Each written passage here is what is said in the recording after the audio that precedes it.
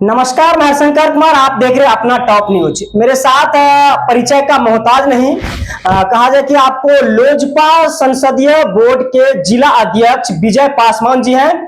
खास बातचीत करेंगे। 2025 में आपको विधानसभा का चुनाव होने वाला है और आप लोग जानते हैं कि किस उम्मीद के साथ चिराग पासवान जी ने इसे आपको कहा जाए इसका जो अध्यक्ष है बनाया है यहाँ पे सुपौल में अध्यक्ष। और कहा जाए कि जिस तरह से चिराग पासवान को विधानसभा चुनाव में 5 सीट मिला था, उसी तरह से कहा जाए कि आप लोकसभा में चिराग पासवान को 5 सीट मिला था। पांचों का 5 सीट चिराग पासवान निकाल लिए।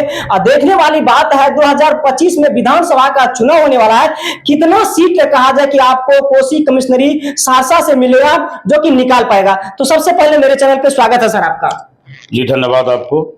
सर, लोजपा को ज्वाइन करने का क्या मकसद और क्या उद्देश्य रहा आपका? लोजपा में तो हम शुरू से ही रहे हैं, आज से नहीं। हमारे अभिभावक रहे हैं श्री रामविलास पासवान जी, स्वर्गीय, जो भी नहीं है, लेकिन उन्हीं का मैं चेला बन के रहा हूं और उन्हीं के दिशा निर्देश में मैंने पॉलिटिक्स ज्वाइन भी किया। जिस तरह से कहा जाए कि आपको विधानसभा लोकसभा चुनाव में चिराग पासवान को 6 सीट का मांग था, 5 सीट दिया, पांचों में 5 सीट चिराग पासवान निकाल लिए। हाँ, 100 स्ट्राइक रेट रहा उनका। जितना सीट, अगर हम लोग को 10 सीट भी मिलता था हम लोग 10 सीट जीतते। और बात की जाए तो 2025 में विधानसभा का चुनाव है, तो उसको मद्देनजर देखते हुए चिराग पासवान को कितना सीट मिलेगा? सीट कितना मिलेगा ये तो मैं अभी नहीं बता सकता। वो तो पार्टी की जो बैठक होगी, पांचों दल की बैठक होगी, उसके बाद उसमें निर्णय लिया जाएगा। लेकिन जो भी सीट हम लोग को मिलेगा, हम लोग 100 स्ट्राइक रेट पे विधानसभा चुनाव जीतने फिर जा रहे हैं। त्रिवेणीगंज विधानसभा क्षेत्र से कहा जाए आप 2010 से चुनाव लड़ते आ रहे हैं और आपका तीसरा टर्म अब की बार होगा। 2 टर्मों में सर उतना मेहनत करने के बावजूद भी आपका हार क्यों हुआ? देखिए, थोड़ा समीकरण का उल्टा फेरी से हुआ और कोई बात नहीं। आज पहले हमारे साथ नीतीश जी नहीं थे तो कभी भाजपा नहीं थे तो कभी कांग्रेस नहीं रहे। अभी का जो समीकरण हम लोग का एनडीए का बहुत मजबूत है, 5 दल है, हम लोग साथ हैं। तो इस बार जो है सो कोई इब्बट नहीं है। इस बार हम लोग जहां से खड़े होंगे वहां से जीत तय होगी। 2010 से लगातार त्रिवेणीगंज विधानसभा से चुनाव लड़ते आ रहे हैं। अब की बार कहा जाए कि सर से जानकारी लेते हैं किस विधानसभा क्षेत्र से चुनाव लड़ेंगे। अभी तो मैं त्रिवेणीगंज से ही मन बना के रखा हूं और उम्मीद है कि हमको त्रिवेणीगंज सीट लोजपा के खाते में जाएगा ही और हम लड़ेंगे। तो त्रिवेणीगंज क्षेत्र से कहा जाए कि आपको चुनाव लड़ेंगे 2025 में विधानसभा में। कहा जाए कि आपका कहा जाए कि मतलब चुनाव मुद्दा क्या रहेगा सर? देखिए, मुद्दा तो विकास का ही रहेगा। वहाँ पे आज 10 वर्षों से 15 वर्षों से दूसरे विधायक जो है सो वहाँ पे काम कर रहा है, लेकिन वहाँ पर जो है सो करप्शन जो है सो कहीं भी कम नहीं हुआ है। विधायक बनने के बाद लोग पटना धर लेते हैं, कोई क्षेत्र की जनता से मतलब नहीं रखते हैं।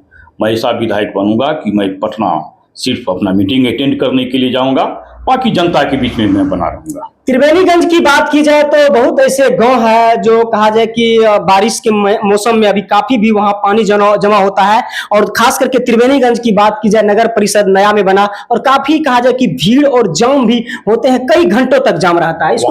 वहाँ पे बाईपास रोड बनना जरूरी है। त्रिवेणीगंज के बीच में जो मार्केट है, वो रोड पे मार्केट है, उसमें वहाँ पे जब तक बाईपास रोड नहीं बनेगा, इसी तरह से जाम की समस्या बनी रहेगी।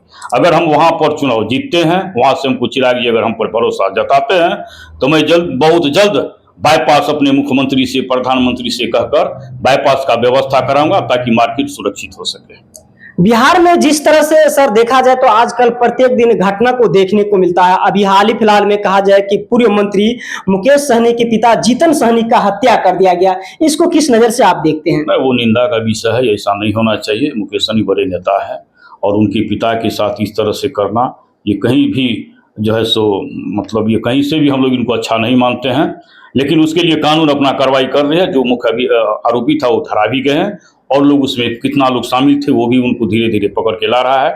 पुलिस उसमें काम बहुत ही, प्रशासन बहुत मुस्तैदी से कर रही है, उसमें कहीं भी बर्फ नहीं है। लोजपा पार्टी को सर कब ज्वाइन किया आप? हम तो जब लोजपा का स्थापना हुआ उस दिन से। जो भी मेरे दर्शक देख रहे हैं वह जानना चाहता है कि रामविलास पासवान जी जो कहा जाए कि नेता थे, लोजपा के राष्ट्रीय अध्यक्ष थे, वह अपने सैंपल की बात की जाए तो बंगला छाप था। चिराग पासवान जी आते ही उसको चेंज क्यों कर दिया? चिराग पासवान जी चेंज नहीं किए।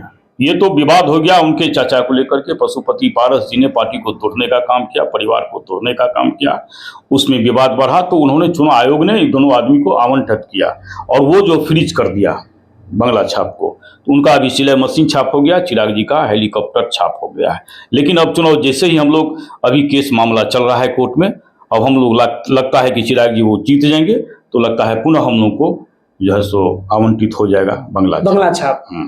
तो मैं बता दूं आप लोग को अंजस मंजस में थे कि चिराग पासवान क्यों चेंज किए और क्यों उसका कहा जाए कि छाप बदल गया। फिर भी अभी केस में चल रहा है, कोर्ट में केस, वही फिर आएगा बंगला छाप, जिसका चाहत आप लोग को बरसों दिनों से था।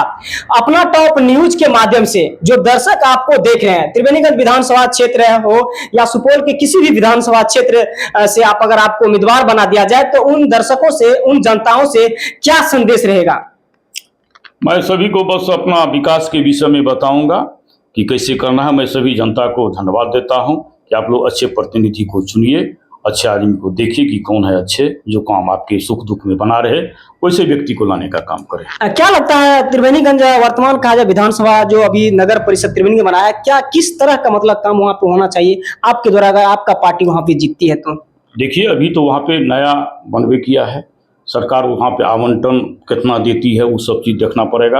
यदि हम वहाँ पर जीत के जाते हैं तो त्रिवेणीगंज नगर परिषद का जो है पंचायत, नगर परिषद पंचायत, वहाँ के सब मुद्दा को एक तो मैप बनाएंगे कि किस ढंग से वहाँ पे काम हो, रोड मैप बनाएंगे, उस हिसाब से हम लोग अपने विधानसभा में अपने रखेंगे और अपने मुख्यमंत्री से बात करके वहाँ पे पैसा का आवंटन करवाएंगे, उसके बाद काम होगा। मेरे साथ खास बात करने के लिए आपको विजय पासवान जी थे, जो कि आपको लोजपा के संसदीय बोर्ड क्षेत्र के अध्यक्ष या जिला अध्यक्ष हैं। तो अपना टॉप न्यूज के माध्यम से इस वीडियो को अगर आप लोग देख रहे हैं तो शेयर कीजिएगा, फॉलो कीजिएगा। मिलूंगा अगले वीडियो में, तब तक के लिए जय हिंद।